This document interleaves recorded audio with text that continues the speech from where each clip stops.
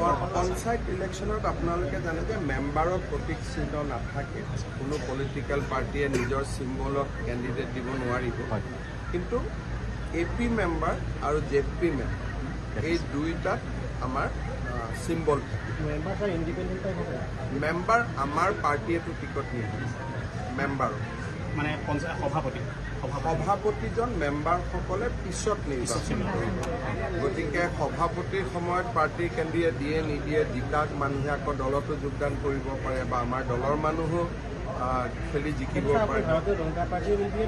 কোনেও দিব নোৱাৰে, কোনো ৰাজনৈতিক দলেই দিব নোৱাৰে। আমি মেম্বাৰ ইলেকশ্যনৰ কাৰণে চিম্বলটো আইন অনুসৰি তাত ব্যৱহাৰ কৰিব নোৱাৰিম।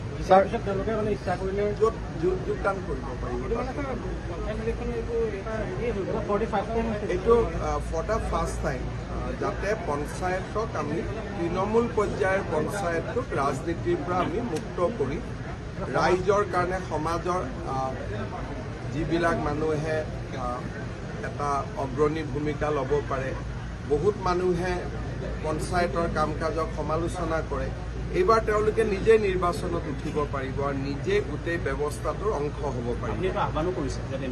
মইতো বাৰে বাৰে আহ্বান কৰি আছোঁ যে এইটো এটা সুযোগ। আমি লিখা পঢ়া কৰি ফেচবুক ছ'চিয়েল মিডিয়াত লিখা পঢ়া কৰিলে সমাজৰ পৰিৱৰ্তন নহয়। সমাজৰ যিসকলে পৰিৱৰ্তন বিচাৰে তেওঁলোকে নিজে যেতিয়া ব্যৱস্থাটোৰ অংশ হ'ব তেতিয়াই সমাজৰ পৰিৱৰ্তন হ'ব। বহুত মানুহে পলিটিকেল পাৰ্টিৰ মেম্বাৰ হ'ব নোখোজে।